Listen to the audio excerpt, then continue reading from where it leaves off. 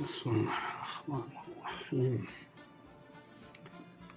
Assalomu alaykum. Aziz, muhtaram va suyumli Sharq Turkistonlik qarindoshlarim. Sizlar bilan yana bir qatim muloqot bo'lishga nasib qilgan Allohga hamdlar bo'lsin. Qarindoshlar, bu qarilik yetganning alomatidir? Ya charchaganlikning malomatidir? Bu mavzuni ikkinchi qatim so'zlashga majbur bo'laman. Bir qatim so'zlab bo'lib qarasam, ilinmabdi. Hech narsa ilinmabdi. Boş-boş so'zlabdi. Hamda o'xshash gapni o'xshash holda deyalamdim bilmayman. Nimalik olmasın mavzu aniq bo'lgandan keyin shuningdan ancha jiroq ketmay yana bir narsalarni deyaman qani. Bu mavzuni so'zlashdan burun bir chaqiriqni qilgandim. Bu chaqiriq shu. Biz diplomatiya va xalqaro munosabatlar bo'yicha dava varislarini tarbiyalash uchun bir kurs ochmoqchi. Kursning tili inglizcha. Bizga hissdoshlik qiluvchilar bunday bir kursni ochib odam tarbiyalab turishga ma'qul bo'lgan. Ilgirmi bunday yutuqlarni ochgandik, odam topilmay o'sal bo'lgandik. Amaliy ish qimmading deydigan haliqi hisob so'rag'uvchilar bu hisobni kimdan so'rashni biroz idrok qilib baqsa bo'ladi bunga qarab. Yana nurg'un gaplar bilan yana bir yutuqni topib bu odam tarbiyalab turadigan ishni ro'yobga chiqardik. İngilizce anlayalaydigan yosh qarindoshlar ta ki 40 yaşgacha, 50 yaşgacha da bo'lsin mayli, o'zinglarni tizim qoldiringlar. Bu tor orqali bo'ladi. Burunqillari bir davlatga to'planib, real bir sinfda ilib berilmoqchi edi. Lekin uning bizning sharoitimiz, ahvolimiz va chiprendirchiliklarimiz yor bermaydi ekan. Şunu osal bo'lgandik. Bu qatim to'rda qilmoqchi. O'zinglarni ma'lum qilinglar. Mush chaqiriqni deb qo'ying. Bugungi mavzuga kelsak, mavzu shu ekranda ko'rinib turgan mavzu shu. Ruhiy qulluq eng qo'rqinchli. Qurban berish ro'yi bo'lmaslik o'limga yo'l qetidir.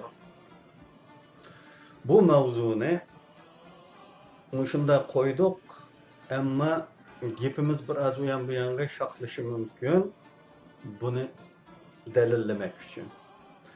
Shunga diqqatni markazlashtirmagan vaqtinglarda bundan bir narsa anqiramaysiz. Endi mavzuga kelsak, millatlarning munqariz bo'lishi bo'lib turadigan ish. Millatlarning munqarizlikdan qutulishlari bo'lib turadi. Tarix shunday takrorlanadi. Eng qo'rqinchlisi ruhiy qulluqdir. Bu haqda men bek ko'p to'xtaldim. Bunisi deganim ruhiy qulluq. Atom bombalari bo'lgan milliard nüfuslik dushmandan qo'rqinchli. Bugungi kunimizda suyumlik millatimizning nurg'un a'zolari yanada cho'g'iltib qo'yib berilgandek bir vaziyatda. Munofiqlik tug'an yerda axloqshunoslik darsi berib, bir-biriga ustozlik qilib yurishmoqda. Yana bir muncha bilarmanlar bo'lsa, uch xoinlikni oqlashga jon-jahli bilan urinmoqda. Qarindoshlar, mana bu ruhiy qulluqdir. Bu Stockholm sindromi deb atalgan psixik kasallikdir. Ya'ni azoblik uchun yaxshi ko'rib qilish kasali. Ya'ni qulning xo'jayinni yaxshi ko'rib qilish. Kun tartibdagi masala nihoyatda aniq bo'lishi kerak. Aslida bizdek bir siyosiy ehtiyoji, siyosiy bir nishoni, ma'lum bir iddaosi bo'lgan bir xalq uchun kun tartibdagi masalasi nihoyatda aniq bo'lishi kerak. Bu aniq olmay, bir mücmellik içinde ne kitavatqınımızını, qanda kitavatqınımızını bilmey, mesk oxşaş desek, joyimizga cho'glab qilishimiz mumkin o'tgan 70 yildagidek.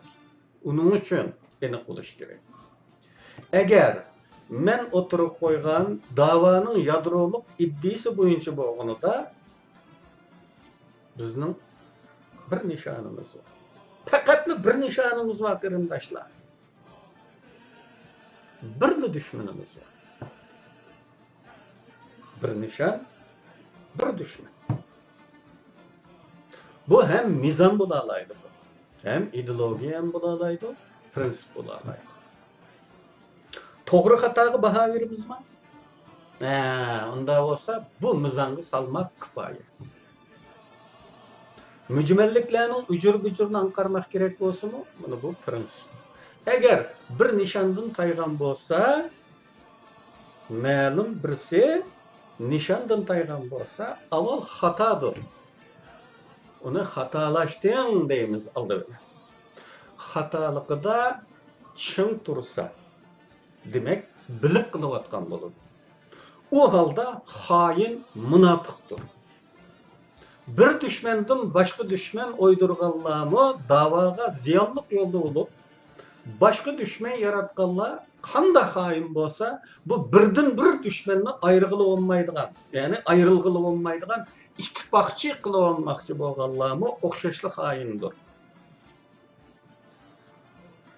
Xitaylar bilan hamkorlashayotganlarni ko'rdikku, dalillarni, rasmlarni ko'rdikku. Birga o'tirishib qilgan. Bu ikki ayrılgılı bo'lmaydigan, düşmanni ayrılgılı bo'lmaydigan ittifaqçı qılıp olmakçı bolganlarni oxşaşlı haindir. Ruhi qulluqning ne kadar cho'nqur yıldız tatqanligi. Texmi to'g'risi yıldız tartqızılganlığı künsürü roşan görülmekte. Uyghur ziyalilerinin zor köpçülüğü yanıla avtonomiyachilik fikri qımının advokatlıqını qilishmoqda. Eğer bir-birler sual qo'ysangiz, javobni to'g'ri berishi mumkin. Masalan, deylik ki, indigenous misiz? Yo'q. Xitoydan ayrılmay yashashni xohlamsiz? Yo'q. Deyishlari mumkin. Ama nima uchun xalq nomidan avtonomiya talab qilganlarni jon tikib qo'g'daydi? Nima uchun ular tarafda turdi? Faktlar yetarli emasmi? Nima uchun aniq turgan faktlarni ko'rmasga soladi yoki e'tiborga olmaydi? Bularning hammasiga sabab bo'layotgani ruhiy qulluqdir. Hayotni Xitoysiz tasavvur qila olmaydiganlikdir. Yo, bu Xitoy degan ulug' millat bo'lsa, aka millat bu. Xitoy bo'lmasa, qanday yashag'ini o'ylaydi. Ma'nunda o'ylab qollar. Nurg'un yaxshi kishilarimizmi bu qitimqi chek-chegara ayrilayotgan halqaliq paytda jim bo'lib oldi. Yoki ba'zilari astiribdan yapti gaplar bilan avtonomiyachilarga tarafdorlik qilishdi. Bularning bu tutumlari o'zi da'vo bo'lgan tashkilotlar tufaylidan bo'lganligi aniq. Ya'ni tarafdorlik. Milliy maydonga ta'sir ko'rsatayotgan tarafdorlik. Haq tarafda bo'lishdanmi a'lo bilingan bir ahvolni ko'rdim. Men aziz millatimizga tarafdorlikning ne kadar cho'nqur jiltizligini bek ko'p deb kelyapman. Ko'zini paqirtib turib bir xatoda turdi-ki, haqiqatni deb, milliy manfaatni deb tarafidan voz kecholmaydi. O'sha holda biz yana nimani tama qilamiz? Ozodlikni? Mustaqillikni? Bekmi kulkili. Bekmi kulkili. Xitoyning chet ellardagi Sharq Turkiston faoliyatlarini majruh qilish haqidagi bir materialda, bu material to'rildi va hozir izdisanil tepildi. Yoshlar qurultiyi yo'llagan yo'llanmalarda bir Xitoycha material berilib, seriq ta'kid belgisi qo'yilgan. Aşı seriq bo'yalgan yerni o'qib baqsangiz ko'rasiz. Bu materialda nima degan? müstakillik talep qilmaydigan tashkilotlarni ko'paytirish va kuchaytirish haqida gaplar bor. Buni amaliyatimizdan ko'ryapmiz. Birmuncha tashakkullar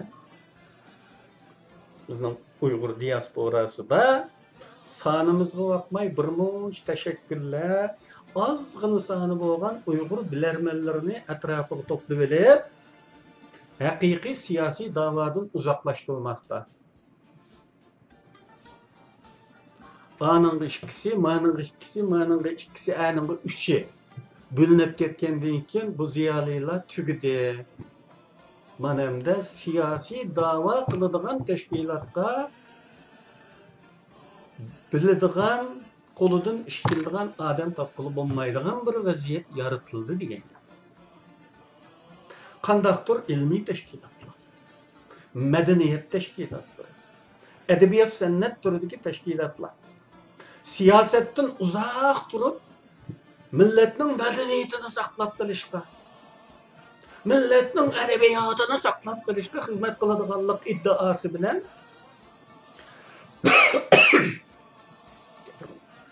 bir munç ziyalilarını siyasi davaga yol atmay tutup duruş vazifesi ötemekte. Doğru oldu mu şu? Doğru mu şu? Edebiyatımızı saklap kalımen degeni, medeniyetimizni saklap kalımen degeni, doğru mu aşısılınca? Siyasi dava akmısa, tilni mi, dinni mi, medeniyetni mi, edebiyatni mi kutkuzu akılı olmaydı. Ham xiyal. Ben milletke başka taraftan hizmet kılıvatımen. Taraftan hizmet kılıvatımen. Nöl. Enik ulap kessin bu gap. Nöl emmesi. Milletinin siyasi takdiri hal olmaydiken saklap kalanmaysız. Çeteldeki tüttük saklap kalanmaysız onu. Fakat vakit meselesi. Şunlaşka bu ziyaliler bilişleri gerek ki bu teşekkürler yukarıda zikri geçken Xitay planı üçün hizmet kılmakta.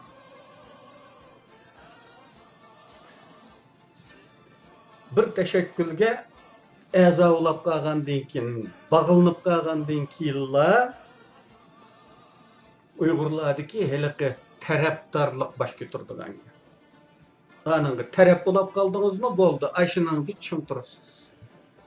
To'xta, men buningmi xizmat qilib, siyosiy da'vo uchunmi xizmat qilay deyolmaysiz. Çünkü onu varlık keltirgiçe baştaki adam çatak adamlar. O sizni aşının dık hes koşup ketmişsin. Aş işini ravajlandırıp ketmişsin de bu yan ekili tutup duruvattan gap. Onun için yol koymaydı. Biz siyaset karışmayımız diye emasma. Bizning nizamnamada siyasetten uzak durup medeniyetini saklap kaladigan hizmet kılımız demedik-mi? Degенден to'g'ri biz anadan uzoq turib ma'ni qildik. Shuning bilan siyosiy da'vo yaramliq odamlarni topolmaganligi uchun sapasizlik bir vaziyat yaratmoqda.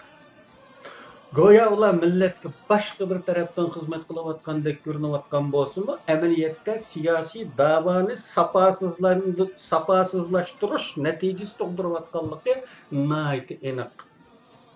Qurban berish ruhining yo'qligi mana shuningdek emek xarakterlik. Ya'ni emek degan o'z-o'zini gol qilish, ish qilish degandek gap-ku. Emek karakterlik işler bilen vicdanını terpileş. İş kılavatkallık kanaati yaratışı rol oynamakta. Yani onu vicdansız diyemeyiz. Onu vicdanlık adamlar. Fakat tarafını to'g'irtolmaganlar. O milletine ma'lum bir ishni qilish niyati bor ko'nglida. Uning ko'nglidagi aşı intilishni ma'lum odamlar, tarbiyalangan ma'lum odamlar shunliq bilan bunda tashakkürlarni paydo qilib, uning aşı intilishlarini qanoatlantiradi yani. Ama mundaq qilsam, millat xizmat qilgan bo'lsa, tilimizni saqlab qolishga xizmat qilgan bo'lsa mana. Hamma odam bir ko'chaga kiraverishning hojati bormi? Ama bizim medeniyetimizni saqlab qolishga, adabiyotimizni saqlab qolishga xizmat qilsak, yana bir yana bir nimani saqlab qolishga xizmat qilsak, yana bir doppini saqlab qolishga, yana bir posmani saqlab qolishga xizmat qilsak, ama bunda putu demasmi bu degandek. To'g'ri. Ashuning bilan uning haliqi millatimga bir nimalar bo'lmasa bir ish qilsam bo'ladi, bakat olmasam bo'ladi degan haliqi vijdonining chaqiriqiga buni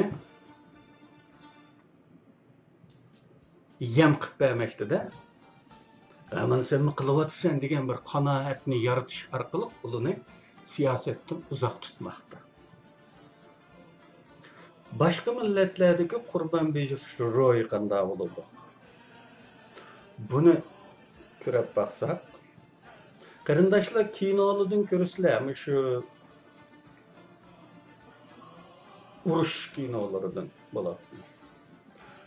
Bir davlat yan bir davlatni besib olishga oid kinolarda ko'riladi. Tajovuzchilardan biri qarshilik ko'rsatuvchilar tarafidan o'ldirilsa, shu millat a'zolaridan 10 odam o'ldiriladi. Tajovuzchilar tarafidan. Hatto 100 kishi o'ldirdigan ishlar bor. Mush orqali xalq qo'rqitilib, tajovuzchilarga cheqilolmas, partizanlarga yordam bermas holga keltirish maqsad bo'lgan. Bunu kinolarda ko'rasiz. Masalan, natsistlar o'zi besib olgan joylarda agar shahar partizanlari bir German askarini o'ldirgan bo'lsa, yoki bir munofiqni o'ldirgan bo'lsa, gunohsiz fuqarodan uylardan tutib maydonga haydab chiqib 10-20 tat etiydi. Bizga chaqilsang mana mushunda qarshilik beramiz. Mana mushunda hassalab o'ch olamiz. G'itqis ishlagan ogohlik bu. Buni Xitoylar ishlagan Yapon qarshi urush davri hikoya qilingan kinolardanmi ko'p ko'rasizlar. Xitoylarning o'zimi haliqi bir material bordi-ku. Xitoylarning Uyg'urlarni qanday baklash to'g'risidagi bir Xitoycha material. Ashuningda Wang Jin Sharq Turkistonga tajovuz qilib kirgan Xitoy armiyasiga Wang Jin nimda buyruq bergan? Agar ma'lum bir yeziga kirishda bir azatlik armiya askari o'ldirilsa, shu yezidan 5 erkakni etib o'tishga ruxsat deb buyruq bergan. Bu tajovuzchilar mana shunday qiladi. Har qanday tajovuzchilar qiladigan qiliqi bu. Maqsad nima? Qo'rqoq selish, tajovuzchilarga cheqila olmas qilish, partizanlarga yordam berishga jur'at qilolmaydigan, petanolmaydigan kayfiyatni yaratish.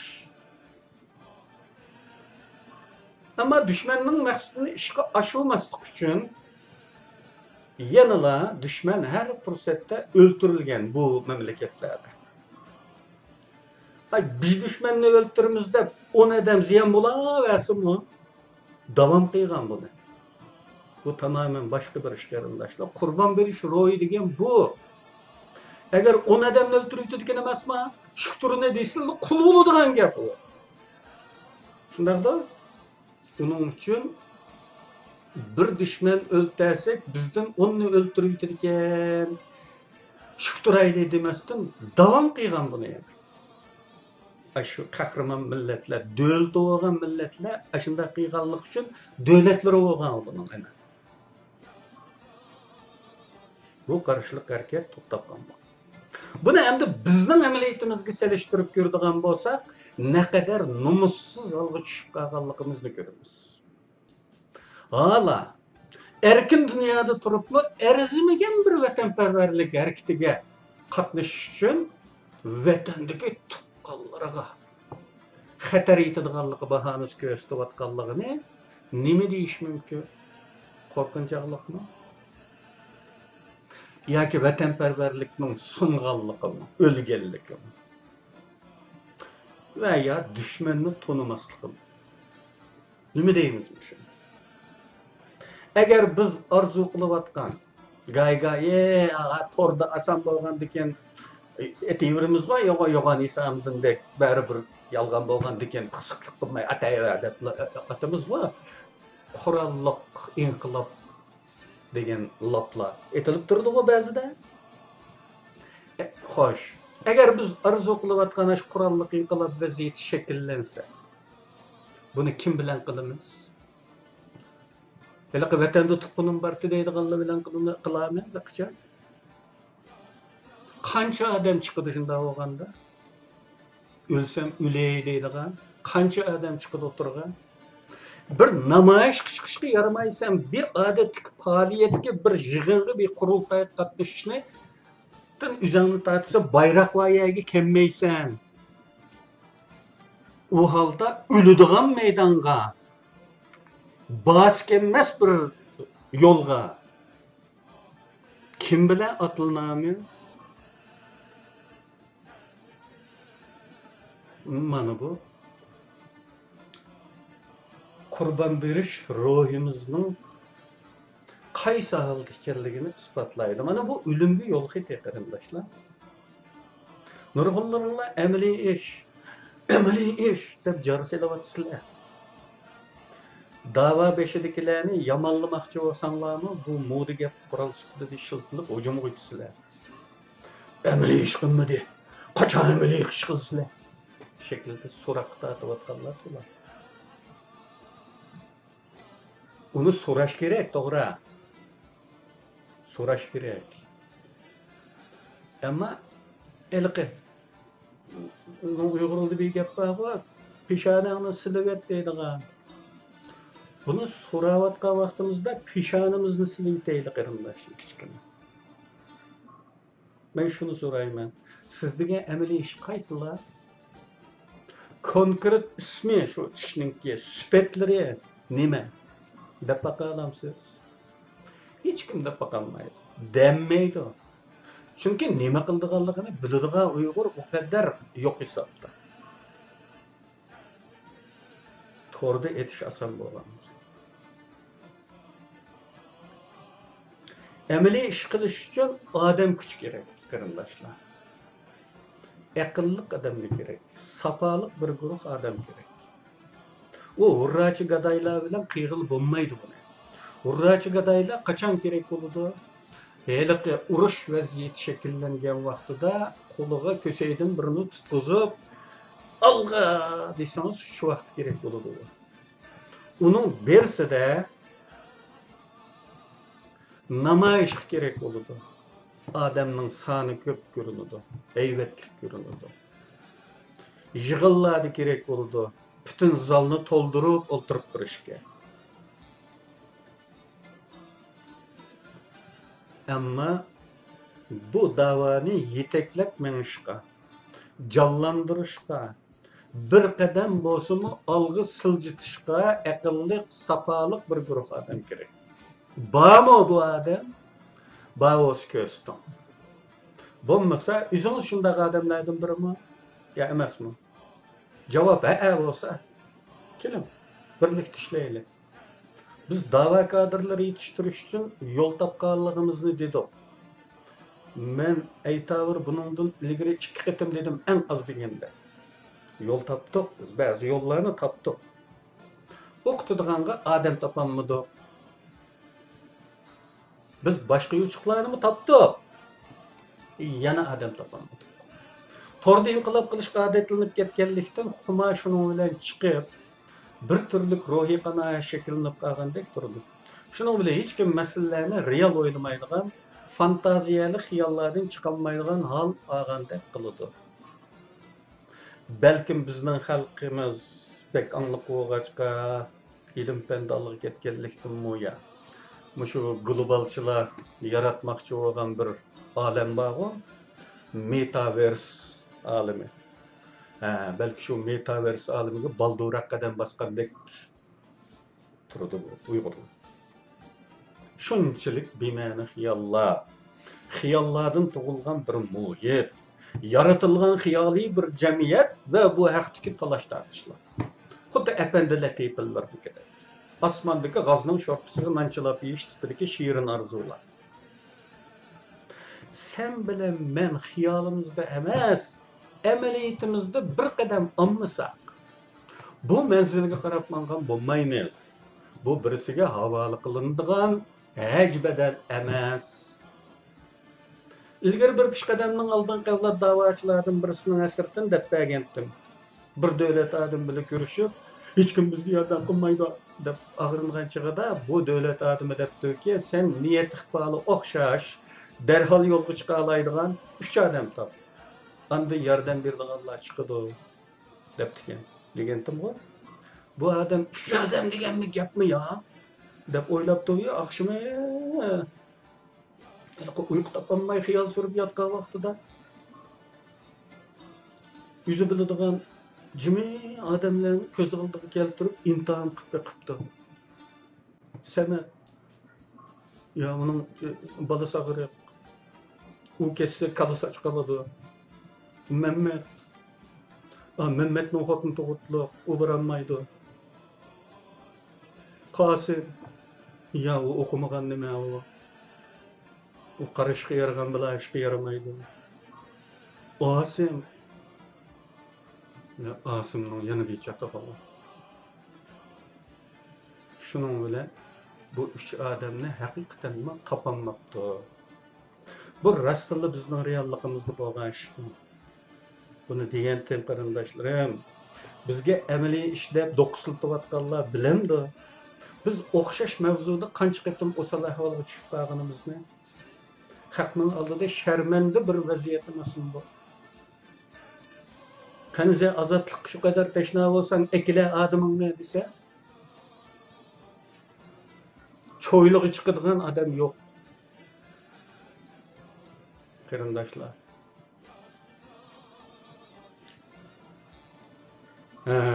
Bizning unda bir yo'llarni tepayotganligimizning ahamiyatini qilmayotdi shuning.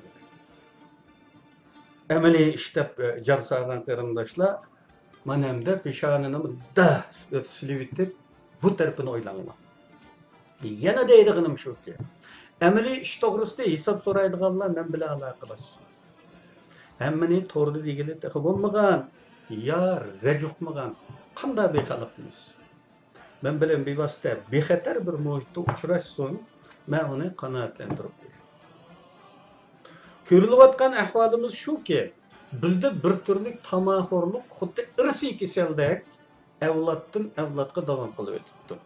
Go'yo har zaman bizni boshqa birlari azod qilib qo'ydi. Bu xil tamoxorligimizda hech o'zgarish bo'lmabdi-yu, faqatla tamo obyektini pat-pat almashtirib turibdi.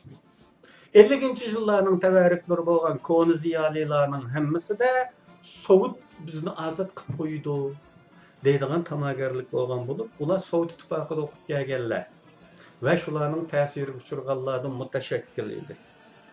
Sovet ittifoqining kommunist Xitoylar bilan bir jangalning ekanligini bilmaydigandek bu nadallarcha tama toki atalmış madaniyat zo'rinqilobi oxirlashgan davrlargacha davomlashdi. Keyin bir dilla Turkiyadan umid kutish boshlandi. Bu ba'zilarda talvilik, asabiylik darajasiga yetgan edi. Ya barmış tashqaridan boshida qildi. Lider tipidagilari bor edi. Bizning yo'g'onlarimiz, kaptallarimiz oldingi avlod peshqadamiy qilmoqchi. Oxidan Turkiyaning kuchsiz ekanligi, bu yordamning o'ddisidan chiqolmaydiganligini ta'min etgandan keyin Amerika bizni azod qilib qo'ydi degan tamadi bo'lishdi. Bu tamadikilarning oyoq quyruqi haligacha ma'lum darajada mavjud. Nima uchun biz hamisha boshqalarni tamadi bo'lamiz? Bu g'ururlikdanmi? Qurban berish ro'yimizning bo'lmasligidanmi? Irodamizning ojizligi, qo'rqinchoqligimizdanmi? Hammasidan bo'lishi mumkin. Bugungi kelganda bo'lsa, bundaq tamalar hala obyekt yangilishlab turishini davom qilmoqda. Hatta öz içimizdeki bazı şəxslərdən mütəmadi buluşumuz bu udum bizdə nə qədər bimana, nə qədər aqlilikdən təşqiri təlvilik dərəcəsinə yetkənligini göstərir. Məsələn, bundaq tama mendimmi kütüldü, kılındı. Mendi bir şahsdım. Men sözleyip men oturup çıkıp öyle.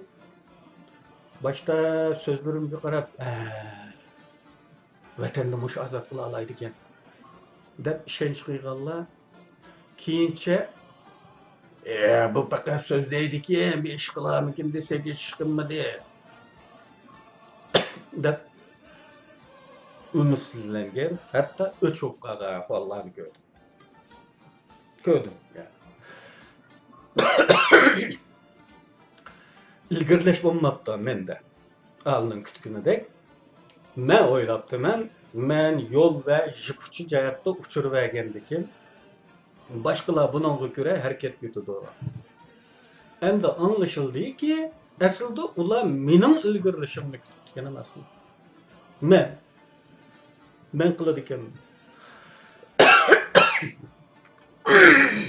Bir şahs.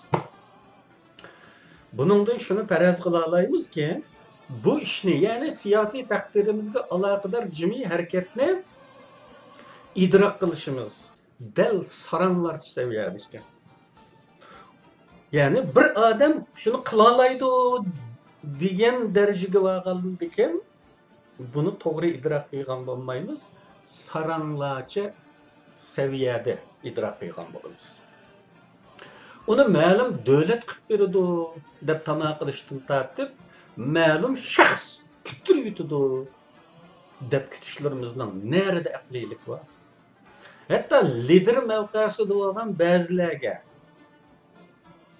men ilgari maslahat yurib, xalqni hech bo'lmaganda bilimdonlarni qo'zg'atish, safarbar qilish haqida so'zlaganimda bu karomat lider aniq qilib menga odamning keragi yo'q. 5-6 odam bo'lsa bo'ldi. Sizlar faqat pul beringlar, boshqa ishni menga qo'yib turinglar. Ben bir neçə yılda vatanımlarını qo'limlarga beraman degan. Men shu chaqda bu liderdan ko'nglim qolgan. Bu lider bir bo'lsa tamamen aqli majnun. Bir bo'lsa dushmanning ayg'oqchisi va mushundaq deb xalqni uxultish vazifasi bor. Bir bo'lsa bu ishning hajmi, ko'lami, qiyinlik darajasi haqida aqalli uqumga ega emas. Tamamen balalarcha xiyolga berilgan birisi deyishga bo'ladi. Bu ehtimolliklarning har biri uning layoqatsizligini isbotlashga yetadi. Yana haqqoniyat qarashimiz haqida bir to'xtalib qo'yay. Haqqoniyat qarashimiz dalillardanmi o'zimizning qasraqlashgan tutumini qachilangan programmani, ya'ni shakllantirilgan kallamizdagi boshqalar qachilab qo'ygan programmani ustun qo'yish dalillik. Növbette diaspora hayatımızdaki büyük bir ıslahat dolkuniga duch keldi. Qasraqlashgan da'vo formasini yirtib tashlash, qasraqdan yerib chiqish qizg'inligi ko'tarildi.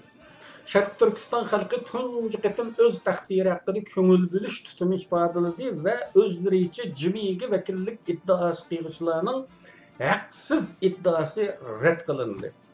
Bularning hammasi faktlarga tayanadi. Faktlarni ko'ziga tiqib tursangizmi, ba'zilarning hala aqmas gaplarni yo'g'ilib faktga qarshi hissiy fikrlarini o'tirib qo'yishlari, ba'zilarning xuddi resmiy yollab olingan advokatlardek to'xtamay indigenistlikni aqlash urinishlari haqiqatan odamni umidsizlikka g'arq qiladigan omillardir. Haqqoniyat qarashi masalasida kommunistlarning nomussizligini bu darajada yo'qtirib olish tasavvur qilg'isiz bir ish. Yana mush faktga qarshi hissiy fikr qiladigan yoki hech qanday aqliyligi bo'lmagan bildirlashlarning subyektlari manamu bek ko'p tuhmat qilishdi.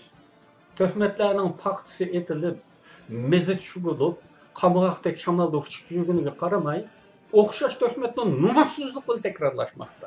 Faqat takrorlovchilar ism yengishlar bor. Mening tarixdagi hamma odamni tillab chiqqanligim atiqi burundan mavjud. Men nima degan bo'lsam, bir dalilga asoslandim.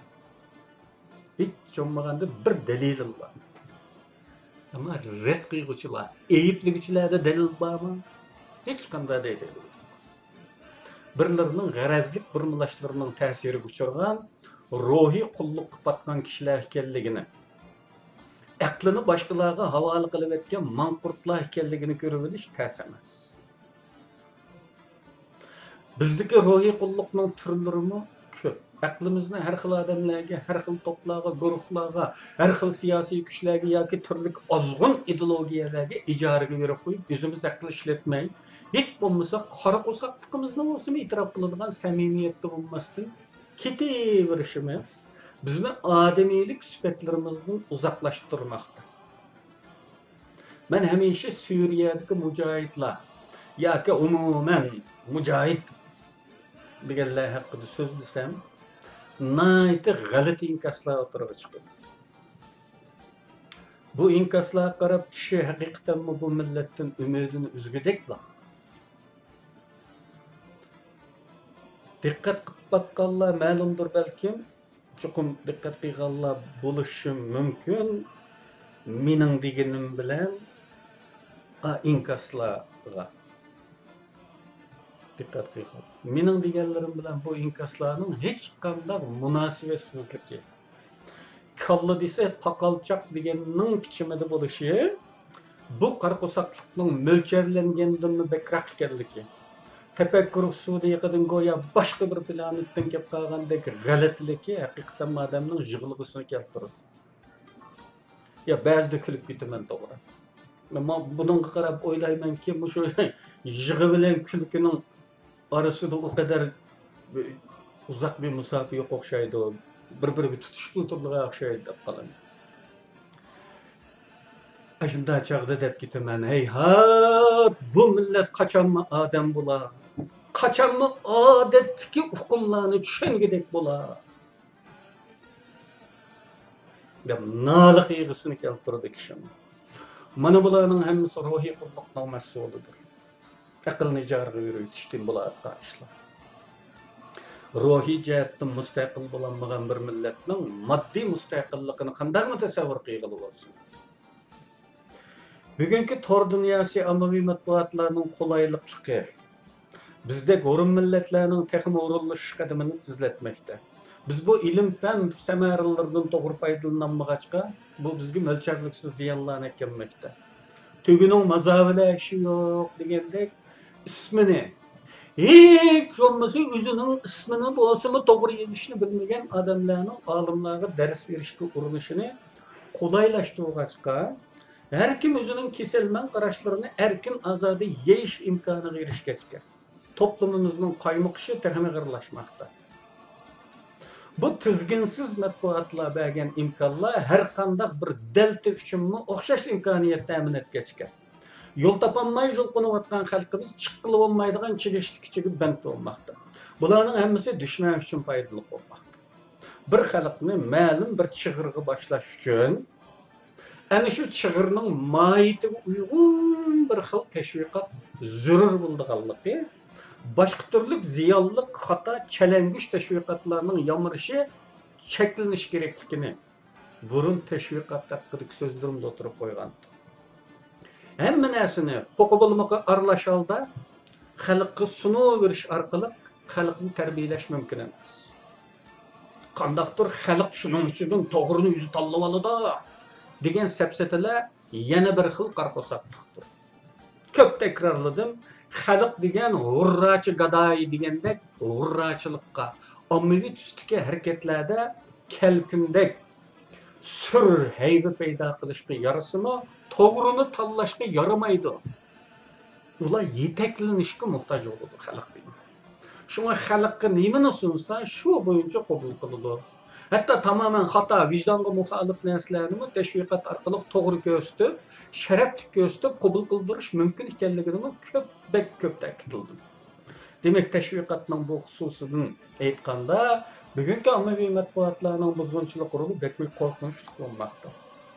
Bu bizning ruhiy qulluqdan qutulishimizni qiyinlashtirish roli o'ynamoqda. Qarindoshlar, bugungi mavzuni ashinchilik so'zlay, hamda men shu Rossiya-Ukraina urushi to'g'risida ba'zi buzg'unchi ablahlarning dushman uchun ketmen chopadiganlarning Ukraina aldınqı sepiga Uyg'urlarni fidoyi bo'lishga chaqiriq qilayotganligini xabar topdim. Bu intayin cho'ng bir xatodir qarindoshlar. Bu siyosiy jihatdagi bir xato. Intayin xatodir. Bizdek bir millat uchun. Tajovuzga uchrag'uvchilarning har qandaqiga hissdoshlik bildirishimiz u başka bir mesele. Emeli hareket bilen u yerda aldınqı septe görünüş, bunun içinde esirge düşüşme neticelerden biri buludu. Yani Rusya bilen karma-karşı kelmek bizim işimizde yaraydıgan iş emas. Ukrayna'nın bizge hiç münasebeti yok arkadaşlar. Bekme uzak yerdeki bir memleket o. Tarihte mi, meyli siyasi, meyli kültürel, meyli iktisadi badik eldilerimiz bulmagan münasebetsiz bir devlet. Onun kadar hissadaşlık kıysak yetidu. Ama Rusya bizning tarixiy qismatlarimizda ta ki bugünküçe hatta kelgusidimi bizning qismatlarimizga chambarchas munosabati bo'lgan bir davlat. Rolu bo'lgan bir davlat bizning siyosiy istiqbollarimizda mushkunqchimi rolu bo'lib keldi, meylanda bunday kirmish. Hem o bizning qo'shnimiz, chegirdosh. Uningga dushman bo'lmoqdan bizga hech foyda kelmaydi. Şuna bu chaqiriqni qiyg'uvchilarning kimliklariga diqqat qilib qo'yinglar. Ular kelgusidimi mush turdagi buzg'unchilik va dushmanning ketmanini chopadigan ishlarni qilishi mumkin. Hammanglarga rahmat. Allohning himmati, marhamati ustinglarda bo'lsin. Muvaffaq qilsin. Büyük niyet qilgan ishlaringlar. Xo'sh, Allohga emanet.